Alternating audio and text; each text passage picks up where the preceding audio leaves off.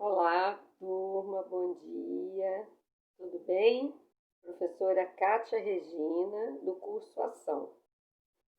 Nós vamos dar início agora à nossa aula audiovisual 1, onde nós vamos abordar a disciplina de abordagem da educação infantil. Também vamos falar nesse módulo muito sobre a EJA. Não é o EJA, é a EJA, que é a educação de jovens e adultos. Antes vou falar um pouquinho de mim, para quem não me conhece. Eu sou professora, sou pedagoga, psicopedagoga clínica, sou professora de educação especial, né? Também sou professora de filosofia e sociologia da educação. Nós vamos estar tratando algumas experiências, vamos estar abordando, né? A palavra abordagem está dizendo, vai estar adentrando, né? Circulando alguns conceitos da educação infantil e da EJA, tá?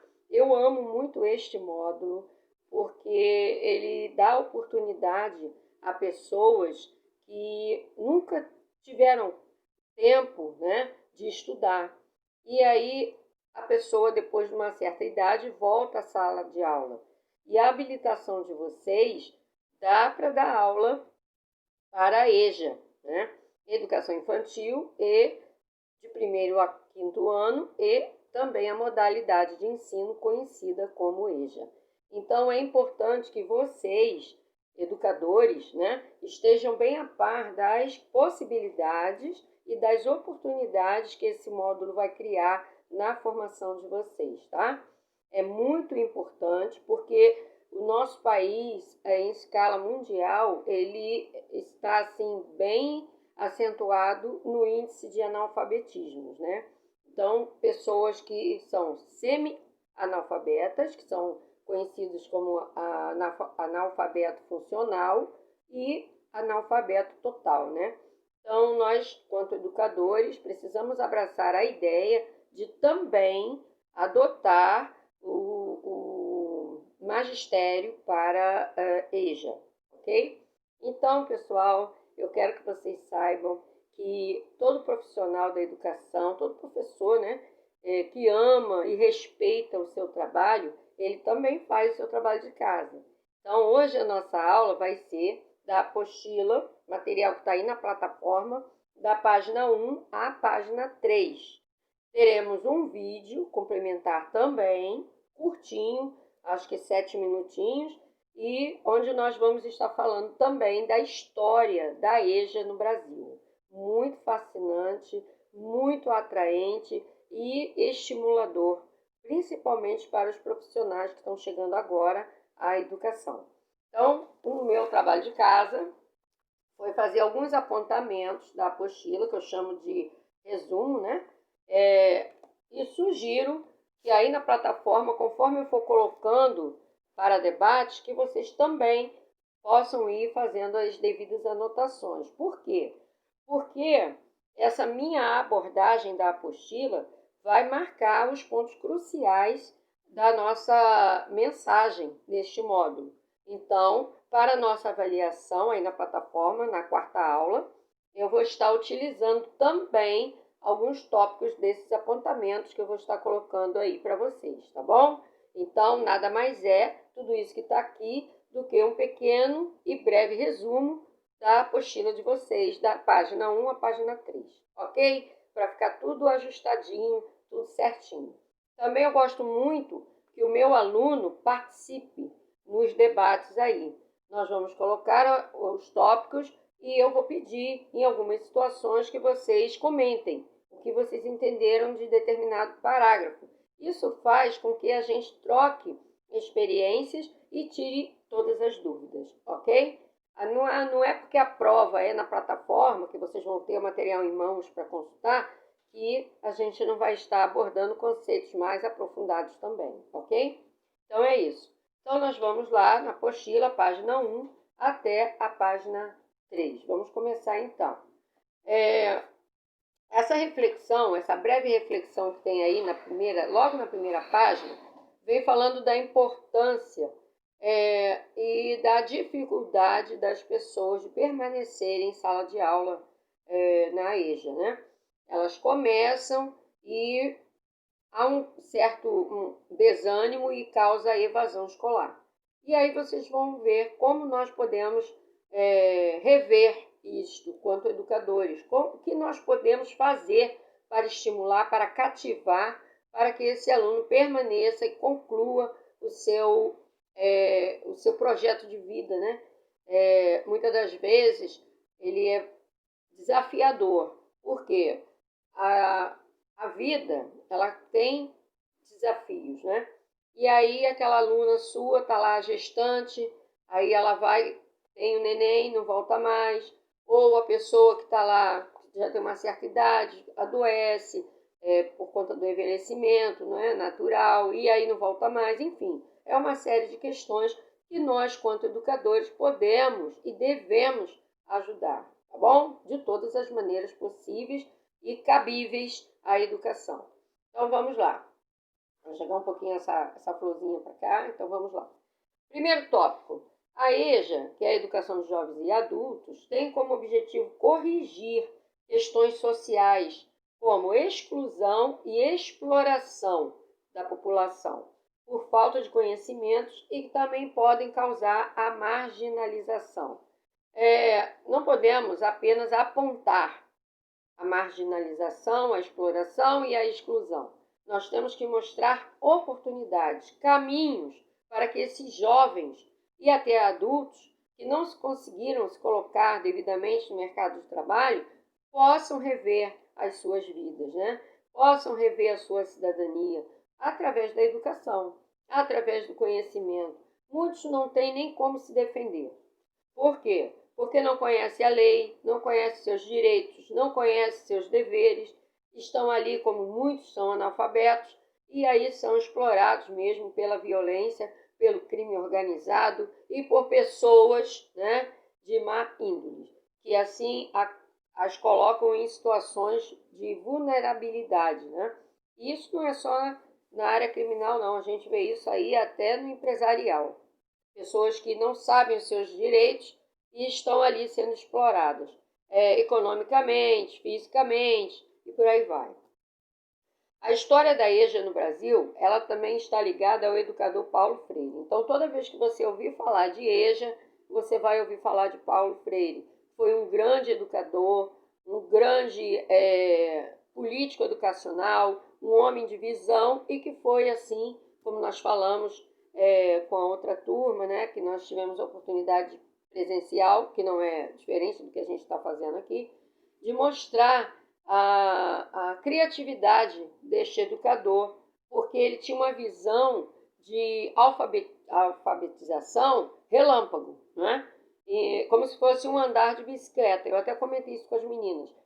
Em vez de mostrar, de segurar no cilim, de ir passo a passo, devido à idade já um pouco mais avançada do que a infância, era como se colocasse o aluno numa bicicleta e desse ali o seu empurrão e a pessoa ali ia se ajudando e conseguia pedalar, né?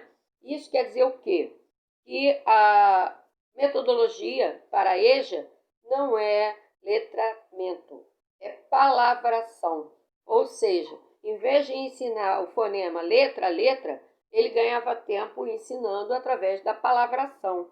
Ele criava a palavra, explorava a palavra, por exemplo, no canteiro de obras, ele colocava lá um tijolo em cima da mesa. E aí perguntava para os operários, o que é esse objeto? Aí os operários diziam, é um tijolo, é uma pá, é uma enxada, é um saco de cimento. E em cima disso ele usava como quadro, né, de lousa, né, ele usava uma tábua. E ali, com um caco de tijolo, ele escrevia, né, tijolo, ou seja, algo da realidade deles, né, próprio da vivência deles. E dali eles iam se familiarizando com a palavra.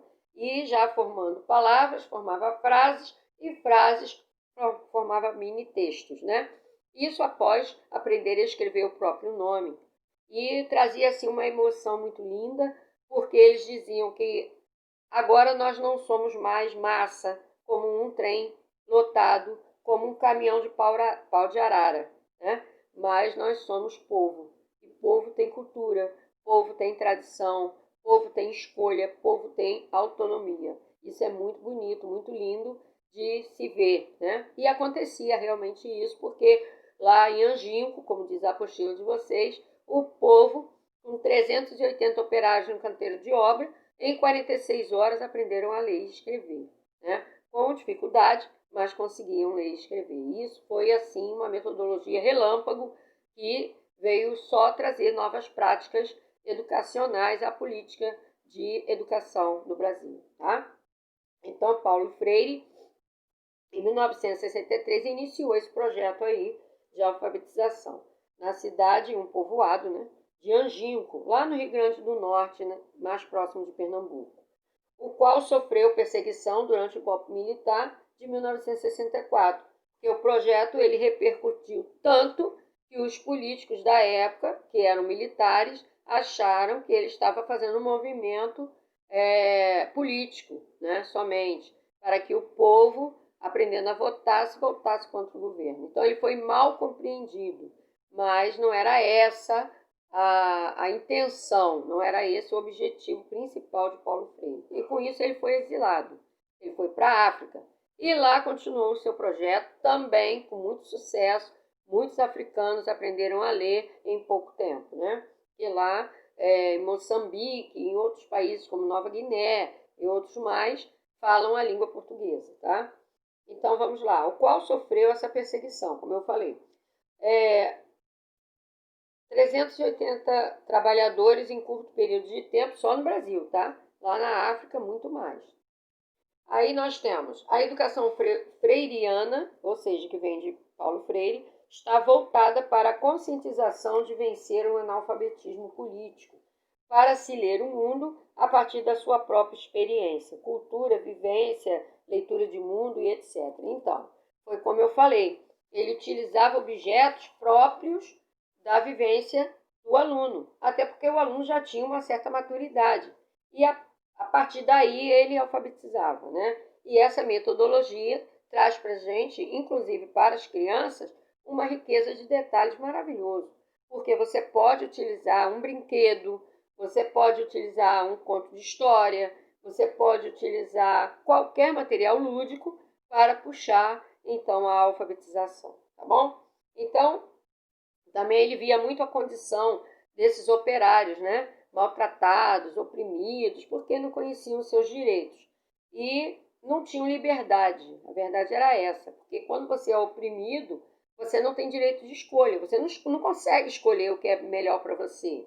Quando você sabe ler, você sabe escrever, você tem uma boa vivência, uma boa leitura de mundo, você pode escolher o seu emprego, não é? De acordo com o salário, de acordo com a habilidade que você tem, enfim, há uma liberdade, né? Abaixo a opressão. E é isso que Paulo Freire tinha em mente, né?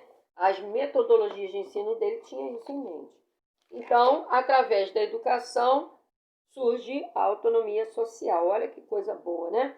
Você poder, de repente, poder trabalhar em 2 empregos, poder fazer a sua própria agenda, você mostrar a sua capacidade, a sua fluência e a sua influência naquilo que você faz de melhor. Isso é maravilhoso, isso é magnífico, né? E Freire mostra que é necessário na educação uma prática dessa liberdade, ou seja, o aluno tem voz. Olha aí que coisa boa, né? No passado, era só o professor que falava, era só o professor que tinha domínio, era só o professor que dominava tudo. E hoje não é mais assim.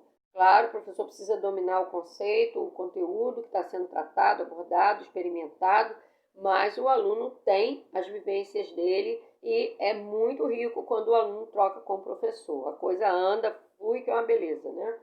E ele já tinha em mente essa problematização do ensino, né? Ele fala que essa prática da liberdade, essa voz do aluno, só vem a somar. Traz os seus desafios e problematiza as dificuldades junto ao professor, que vai aclarar as ideias, né? Ou seja, vai dar mediação, vai dar aí a direção que o aluno deve seguir juntos, né? Junto com ele. Tratar essas pessoas como incluídas. Isso é muito bom para a sala de aula, né? Então ele fala que eles vão responder positivamente, com certeza. Quem é que não quer ser ouvido, não é? Mesmo que o aluno traga algo que não é correto, o professor está ali lendo suas ideias, seus pensamentos, não é? A hora que o aluno expõe, ele está se colocando. Aí cabe ao professor, o profissional da educação, orientar. Mas como é que ele vai orientar se o aluno não coloca as suas dificuldades, não coloca ali, né, os seus pontos de vista? Então, a palavra de Paulo Freire é verdadeira, né? Aí depois tem a atual política da educação de jovens e adultos, de hoje, né, atualmente, que tem como objetivos o quê? Contribuir para a igualdade das oportunidades, a inclusão, a justiça social e fundamenta aí tudo isso lá na Constituição vigente, que é a Constituição Federativa de 1988, que vigora até hoje, né? Então, em seu artigo 2º, fala que educação é um direito de todos. Olha que coisa linda, né? É um direito de todos. Então, não importa a idade do cidadão. É cidadão brasileiro, tem direito à educação. É estrangeiro, tem direito à educação. Está aqui morando, residente no país, tem direito à educação. Isso aí é constitucional, tá? Aí vem o artigo 205, também da Constituição, que visa o pleno desenvolvimento da pessoa, ou seja, do ser humano, o seu preparo para a cidadania e para o mercado de trabalho. Então tem aí a educação profissional, que são as escolas técnicas e politécnicas, né, para dar o ensino, preparar para o mercado de trabalho, isso é um direito do cidadão. Aí a gente vê, né, tem a FAETEC, tem o SESI, tem SENAC, tem várias outras instituições de ensino que preparam o cidadão para o mercado de trabalho. Aí nós vamos para a lei LDB, número 9.394/96, que é a lei das diretrizes e bases da educação.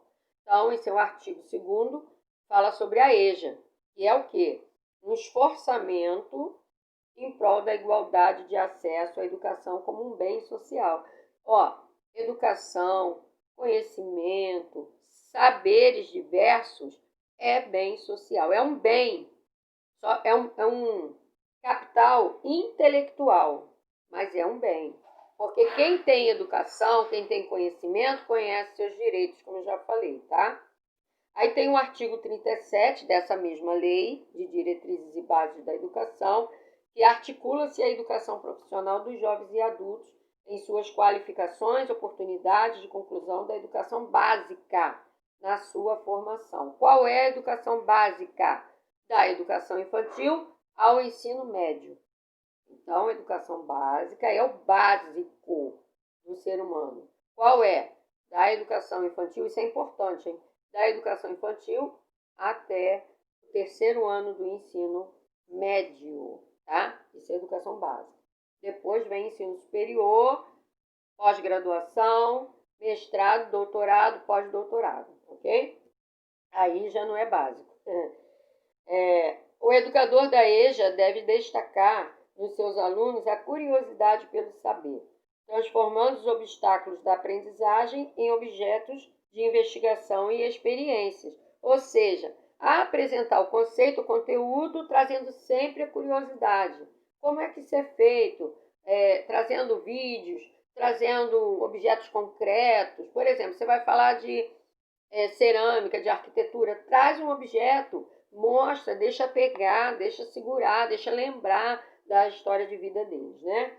Enfim, estou dando um exemplo.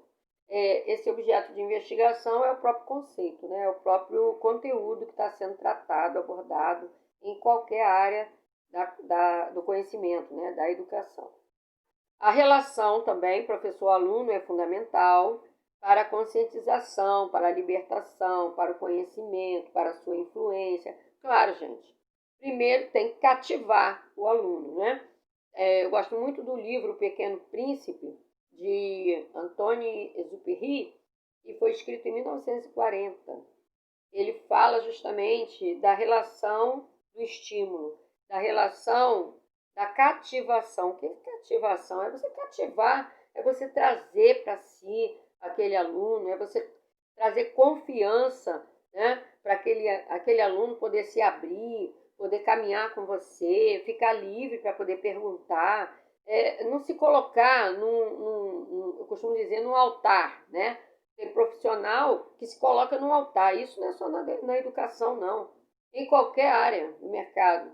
E não é assim. Nós precisamos do feedback do cliente. Quem é o cliente?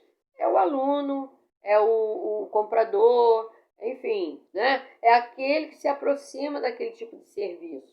E a educação é uma prestação de serviço para a sociedade. Então, se você presta esse serviço, preste com elegância, preste com excelência, seja humilde, né? Atenda às solicitações.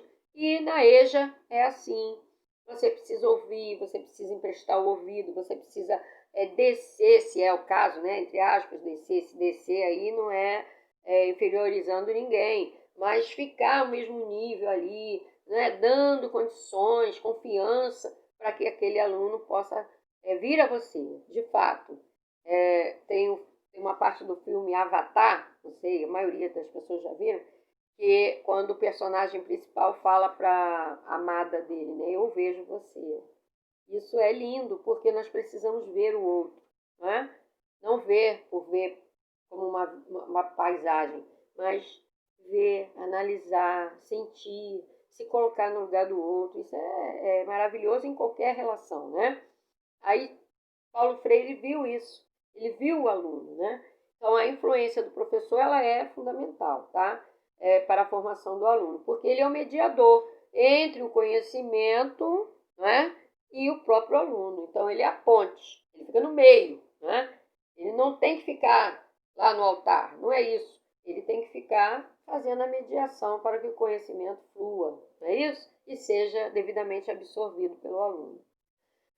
A característica principal dos alunos da EJA é o quê? Buscar a alfabetização, o letramento, a sua autonomia, né? De escrever o próprio nome, ou seja, dar sentido às questões básicas do cotidiano da vida. A pessoa não sabe pegar um ônibus se não for pela cor, aí a empresa vai lá, muda a cor do ônibus, compra uma frota nova, a pessoa fica perdida no ponto do ônibus. Por quê? Porque não sabe ler.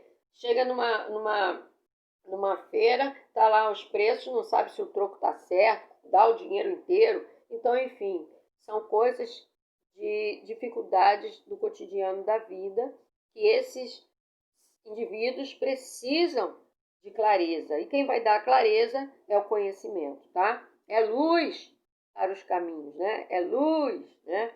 Então, vamos lá. Eu até falo sempre isso nas minhas primeiras aulas, né? Que a palavra aluno, lá em latim, quer dizer ad negação, e luno significa luz em latim. Então é como se fosse ser sem luz. Por quê? Para os romanos, para os gregos, os latinos, conhecimento traz luz. E nós também entendemos que o conhecimento traz luz, né?